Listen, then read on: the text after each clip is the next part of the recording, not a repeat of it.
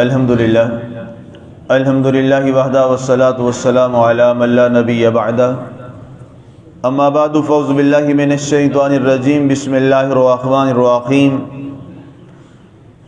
لقد ارسلنا رسولنا بالبینات وانزلنا معهم الکتاب والمیزان لیقوم الناس بالقسط وَأَنزَلْنَا الْحَدِيدَ فِيهِ بَأْسٌ شَدِيدٌ وَمَنَافِعُ لِلنَّاسِ وَلِيَعْلَمَ اللَّهُ مَن يَنصُرُهُ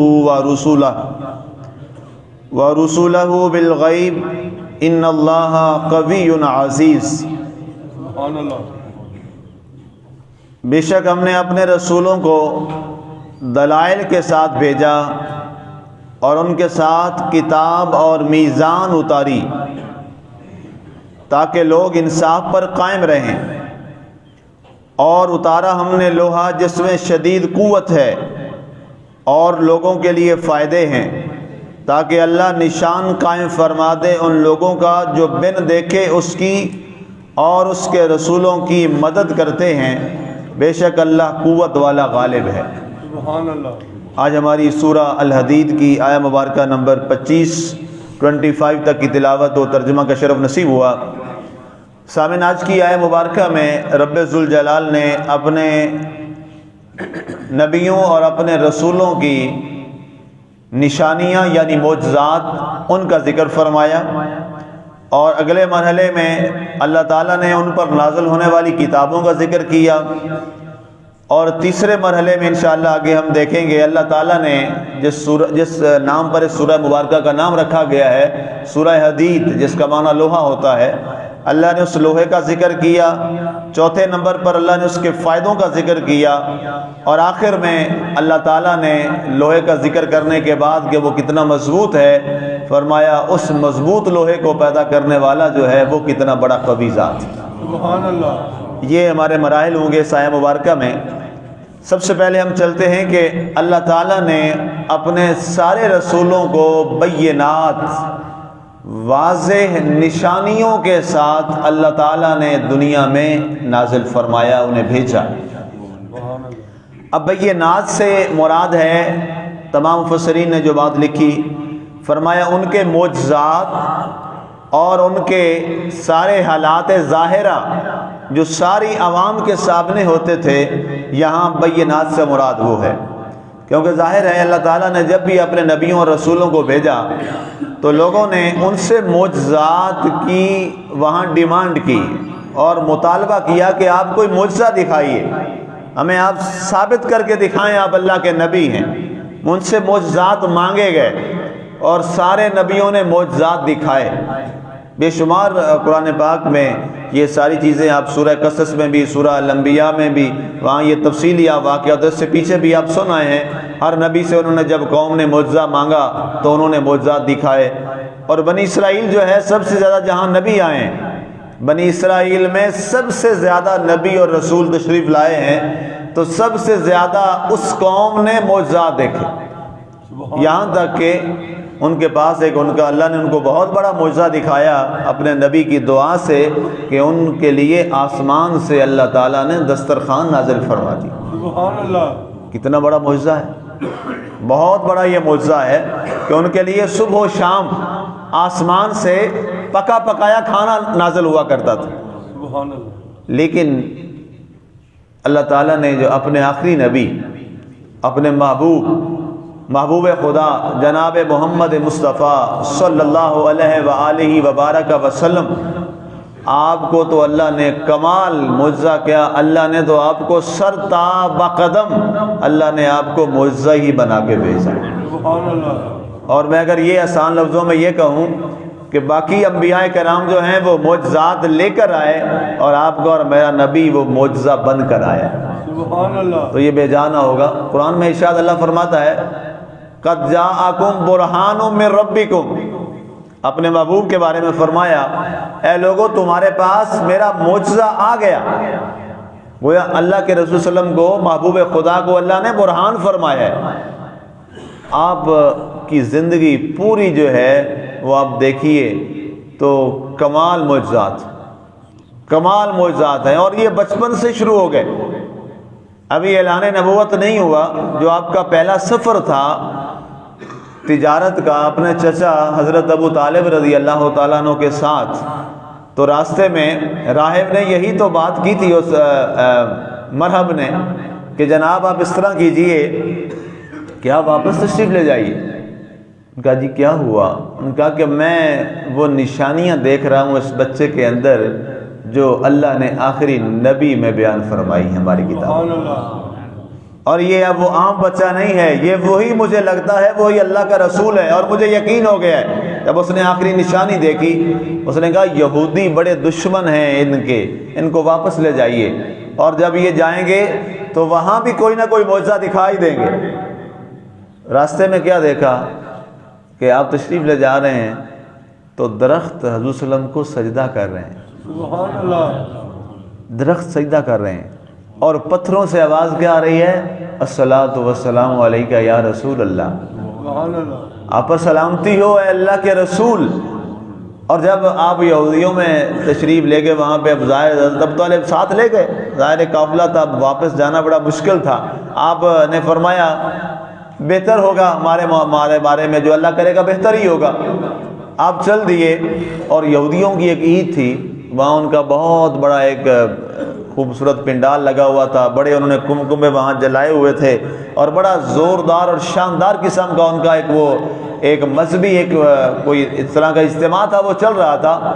تو جو ہی یہ قافلہ داخل ہوا وہاں پر، انہیں معلوم تھا کہ ایک آ رہا ہے عرب سے قافلہ تجارت کا، اور پہلے بھی تجارت کرتے تھے، تو ان کو دعوت دی کہ آپ بھی یہاں پہ آ جائیے، ہمارا ایک آج پروگرام ہے، اور اس کے بعد پھر آپ سے باقی تجارت کی باتیں ہوتی ہیں۔ یہ ابن ہشام نے لکھا ہے۔ تو جب وہاں داخل ہوئے تو ظاہر ہے اس میں سرکار بھی تھے۔ اب کسی کو کیا پتا کہ یہ کون ہے، یہ تو آخری نبی ہیں، لیکن وہ تو یہی سمجھ رہے تھے کہ قافلے کا ایک بچہ ہے۔ جب داخل ہوئے تو جو ہی داخل ہوئے تو ان کے سارے جتنے وہاں پہ چراغ تھے اور کمکمے تھے وہ سارے فوراً گر گئے، اور وہیں پر گل ہو گئے، ختم ہو گئے۔ اس لیے کہ جب بڑا چراغ آ جائے، چھوٹے چراغ پھر کہاں رہتے ہیں۔ سبحان اللہ، جب ایسا ہوا تو ان میں ظاہر ہے یہودیوں کے بڑے بڑے عالم بیٹھے تھے، ان میں سے ان کا جو سب سے بڑا عالم تھا وہ فوراً اٹھا، اس نے کہا دیکھو تمہارے اندر کوئی محمدی آ گیا ہے۔ سبحان اللہ، لوگ بڑے حیران ہوئے کہ یہ اچانک ہوا کیا، ہمارے سارے چراغ ہی گل ہو گئے، ہماری پوری محفل کی تباہی ہو گئی، بربادی ہو گئی، اور ختم ہو گیا سارا معاملہ۔ تو اس یہودی عالم نے کہا کہ میں نے تورات میں یہ پڑھا تھا کہ اسی طرح تمہارا ایک بہت بڑا اجتماع ہوگا، اور اس میں محمد صلی اللہ علیہ وسلم جو آخری نبی اس نے چھپا لیا، یا اس کا کوئی بندہ داخل ہوگا تو اس کے نور کی برکت سے سارے تمہارے چراغ گل ہو جائیں گے۔ اس نے کہا یہ نشانی ہے محمدی لوگوں کی۔ سبحان اللہ، تو جب یہ بات چلی تو حضرت ابو طالب سمجھ گئے اس پچھلے عیسائی راہب کی اس بات کو کہ اس نے ٹھیک کہا تھا، اور یہ یہودی ہیں، یہ نہیں چھوڑیں گے۔ تو آپ نے طریقے سے بڑے انداز میں وہاں سے جو ہے نکلنے کا راستہ اختیار فرمایا۔ تو اس سے آپ اندازہ کیجئے کہ آپ کے اور میرے پیارے نبی حضرت سیدنا محمد رسول اللہ صلی اللہ علیہ وآلہ وسلم کو تو اللہ تعالیٰ نے سراپا معجزہ بنا دی۔ سبحان اللہ، بلکہ اس سے پہلے اگر آ جائیں، یہ تو اگر موضوع بڑا لمبا ہو جائے گا، مختصر میں ایک بات عرض کروں کہ سرکار کی جب ولادت ہوتی ہے، چلیں یہ تو پیدا ہونے کے بعد کی باتیں ہیں، سرکار کی جب ولادت ہوئی، ولادت ہی معجزہ ہے۔ سبحان اللہ، سیدہ طیبہ حضرت آمنہ علیہ السلام، آپ کی اماں جان، آپ فرماتی ہیں کہ جب ابھی میری شادی ہوئی تو شادی کے وقت اس سے پہلے ایک لمحہ حضرت عبداللہ کی روایت لکھی ابن ہشام نے کہ آپ کے والد گرامی حضرت سیدنا عبداللہ علیہ السلام جہاں سے گزرتے تھے تو عرب کے بڑے لوگ اور وہاں کے درخت جو ہیں وہ حضرت عبداللہ علیہ السلام کو اپنا سلام محبت پیش کرتے تھے۔ سبحان اللہ، جب شادی ہو گئی اس کے بعد کچھ عرصہ گزرا تو حضرت عبداللہ علیہ السلام نے آگے حضرت آمنہ سے فرمایا کہ آمنہ میرے ساتھ پہلے یہ معاملہ ہوتا تھا کہ میں جب گزرتا تھا تو یہ معاملات ہوتے تھے، اب نہیں ہوتا میرے ساتھ یہ معاملہ۔ تو آپ خاموش رہی اور مسکرا دی۔ آپ نے فرمایا یہ معاملہ اب میرے ساتھ ہوتا ہے، سبحان اللہ، یہ معاملہ اب میرے ساتھ ہوتا ہے۔ تو آپ نے فرمایا کہ وہ نور جو آپ کے پاس تھا اب وہ نور میرے پیٹ میں، میرے شکم اتھر میں منتقل ہو چکا ہے۔ اور آپ فرماتی ہیں کہ جب ولادت بسعادت ہوئی تو ولادت بسعادت سے پہلے اچانک میں نے اپنے کمرے میں نور دیکھا، سبحان اللہ، روشنی ہوئی، اور کیا دیکھتی ہوں کہ ایک خوبصورت شخصیت میرے پاس موجود ہیں اور مجھے آ کر مبارکباد دے رہی ہیں۔ تو میں نے پوچھا، انہوں نے کہا بیٹی مبارک ہو، ہمارا ایک بہت پیارا بیٹا آج تمہارے پاس آنے والا ہے، تو جس کی ہمیں انتظار تھی سب کو۔ تو کہتے میں نے سوال کیا آپ کون ہیں؟ تو آپ فرمانے لگے میں جد الانبیاء ابراہیم علیہ السلام۔ اس کے بعد کہتے ہیں سلسلہ شروع ہو گیا اور سیدہ مریم تشریف لائی میرے پاس، اور آ کر انہوں نے مجھے مبارک دی اور فرمایا پریشان نہ ہونا، ابھی ان قریب تم سے اللہ کا نور ظاہر ہونے والا ہے۔ اور پھر سید آمنہ کی روایت بھی لکھی ابن ہشام نے، آپ نے فرمایا خارج منی نور، مجھ سے اللہ کا نور ظاہر ہوا۔ تو یہ تو معجزات ہیں۔ تو یہ جملہ جو میں اللہ نے ارشاد فرمایا بالبینات، اس کی وضاحت ہے کہ اللہ تعالیٰ نے انبیاء کرام کو بڑے معجزات کے ساتھ بھیجا۔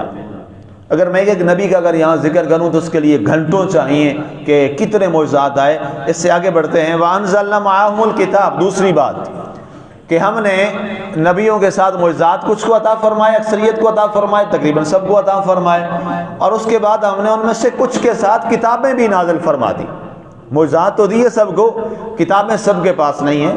100 تقریباً صحیفے ہیں اور 4 بڑی کتابیں ہیں جو دنیا پہ اللہ تعالیٰ نے نبیوں کو عطا فرمائیں۔ صحیفے 100 جن کی تعداد ہے، چھوٹے چھوٹے صحیفے، اور کتابیں 4 آپ جانتے ہیں۔ سب سے پہلی دنیا میں ظاہر ہونے والی جو کتاب ہے اس کا نام تورات شریف ہے، حضرت موسیٰ علیہ السلام پہ نازل ہوئی، اور دوسری جو کتاب ہے وہ زبور ہے، حضرت داؤد علیہ السلام پہ نازل ہوئی۔ اس کا ذکر میں نے 5-6 دن پہلے بتایا کیسی یہ کتاب تھی۔ اس کے بعد نازل ہونے والی کتاب جو ہے عیسیٰ علیہ السلام پہ وہ انجیل پاک ہے، اور آخری کتاب نازل ہونے والی جو قیامت تک یہی رہے گی وہ قرآن پاک ہے۔ سبحان اللہ، یہ 4 کتابیں اللہ تعالیٰ نے نازل فرمائیں اور ان کا ذکر کیا۔ معہم الکتاب، ہم نے ان کے ساتھ کتاب نازل فرمائی، والمیزان، اور ہم نے ترازو بھی عطا کیا۔ سبحان اللہ، اچھا یہ ایک بڑی ایک عجیب بات ہے، معجزات عطا فرمائے، سمجھ آ گئی بات، لوگوں کو دکھانے کے لیے کتاب دے دی، اچھی بات ہے، سمجھ آتی ہے، ہدایت کے لیے ہدایت نامہ ہے، جیسے یہ ہمارے پاس ہے، پہلے امتوں کے پاس بھی اسی طرح۔ یہ میزان کا کیا مطلب کہ اللہ نے نبیوں کو ترازو عطا فرمایا؟ فرمایا میزان سے مراد یہ ہے اللہ تعالیٰ نے انبیاء کے ذریعے یہ تم تک میزان اس لیے بھیجا ہے، ترازو اس لیے بھیجا ہے کہ تم روز خود تولو، خود میزان کرو کہ رب نے مجھے کیا دیا ہے اور اس کے مقابلے میں اپنے ترازو میں میں نے رب کو کیا دیا۔ سبحان اللہ، یہ بڑا مشکل کام ہے۔ پہلے سارے کام اللہ نے رحمت کے ساتھ ہمیں عطا کیے، اب یہ کام ہم نے کرنا ہے، اور اللہ ہم سے یہ ڈیمانڈ فرما رہا ہے، اور اللہ تعالیٰ نے نبیوں کے ذریعے یہ ترازو ہم سب کو دیا ہے۔ ہم سب کے پاس یہ ترازو ہے، اور رات سونے سے پہلے یہ ترازو ہم نے خود لگانا ہے، اور ہم نے یہ دیکھنا ہے کہ اللہ نے اپنے والے پلڑے میں کیا ڈالا صبح سے شام تک، اور میں نے اپنے پلڑے میں صبح سے شام تک کیا ڈالا۔ تو پھر جو اس کا جواب ملے اور جو ترازو تکڑی نظر آئے، ہر ایک بندہ بہتر جانتا ہے اپنے ترازو، ہر ایک آدمی بہتر جانتا ہے کہ اس کے ترازو میں اس نے کیا ڈالا ہے، آج کیا نیکی ڈالی ہے، کیا برائی ڈالی ہے، اور رب نے صبح سے اب تک رات سونے تک اس کو کیا رب نے عطا کیا ہے۔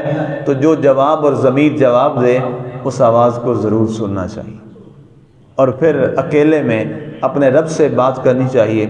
اور اللہ سے بات کرنی تو بڑی آسان ہے۔ اللہ تعالیٰ کے رسول نے فرمایا تم میں سے جو رب سے باتیں کرنا چاہے وہ قرآن پڑھنا شروع کر دے۔